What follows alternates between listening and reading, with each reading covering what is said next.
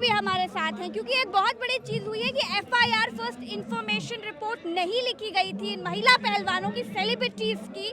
तो इस पर भी एक सवाल वकील बेहतर बता पाएंगे। एफआईआर तक नहीं लिखी गई है, सुप्रीम कोर्ट को हस्तक्षेप करना पड़ा तब जाकर के एफआईआर लिखी गई।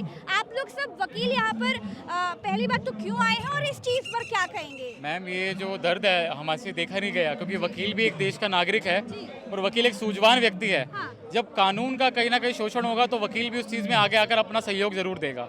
तो इसलिए हम अपना सहयोग और लोगों को बताने आए हैं कि ये जो कानून के खिलाफ जो चीज़ चल रही है ये बहुत गलत है।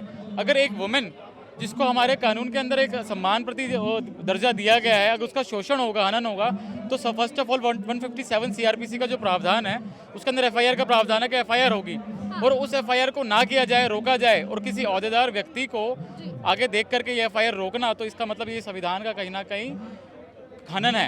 एफआईआर तो हर व्यक्ति का अधिकार है, आम आदमी का, आम नागरिक का अधिकार है, संविधान देता है, कानून देता है देश का।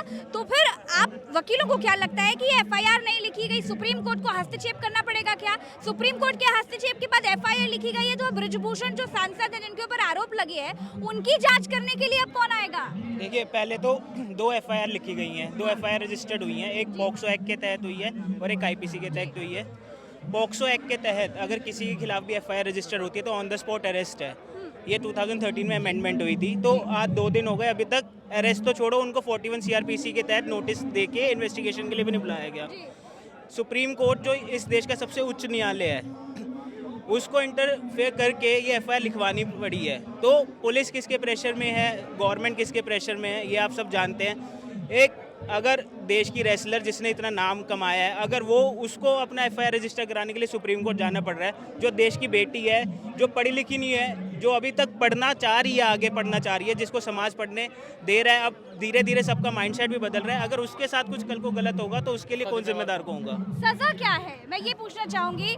जो धाराएं, हालांकि धाराएं अभी सामने नहीं आई है, सिर्फ एफआईआर लिखी गई है, क्या धाराएं लगी वो सब सामने नहीं है, पॉक्सो एक्ट भी है, सजा क्या होनी चाहिए आपके हिसाब से, आगे क्या होगा? मैम, पॉक्सो एक्ट जो अगर लगता है तो वो अगर किसी बच्चे के साथ शोषण किया जाए, सेक्शन 7 जो पॉक्सो एक्ट है, उसके अंदर सजा का प्रावधान है, नॉन बेलेबल ऑफेंस है, जो कि मजिस्ट्रेट जो है उसको डील नहीं करेगा, सेशन कोर्ट डील करता है, उसके बाद सीधा हाई कोर्ट है। और उस एफआईआर को कराने के लिए जो सरकार ने और संविधान में लिखा गया है कि तुरंत से तुरंत एफआईआर करनी चाहिए अगर कोई माइनर इस चीज़ में अपनी अगर कंप्लेंट रजिस्टर करवाती है, लेकिन वो भी ना होना तो हमारे लिए एक शर्म की बात है कि उस अभी भी अध्यक्ष है ब्रजभूषण सिंह, सांसद भी हैं, तो क्या इस तरह की धाराएं लगने, मतलब पॉक्सो एक्ट लगने के बाद क्या वो अपने पद पर रह सकते हैं? मैम, ये एक शर्मनाक बात है कि किसी पर पॉक्सो एक्ट की धारा लगती है और वो अभी भी अपने पद पर जमा रहना चाहता है। ये उनको खुद से ही अपना रिजाइन कर देना चाहिए कि अगर उनका मन साफ है, दामन साफ है। हम उनको ये नहीं कहते कि उन्होंने ऐसा ही किया है, क्योंकि जब तक कानून अगर किसी को कन्विक्ट नहीं करता तब तक कन्विक्शन नहीं होती है। ऐसे आरोप लग रहे हैं तो उनको खुद से ही रिजाइन देना चाहिए और इनकी मांग को एटलीस्ट सुनना तो चाहिए। लेकिन वो अगर इस चीज़ को लड़ते रहेंगे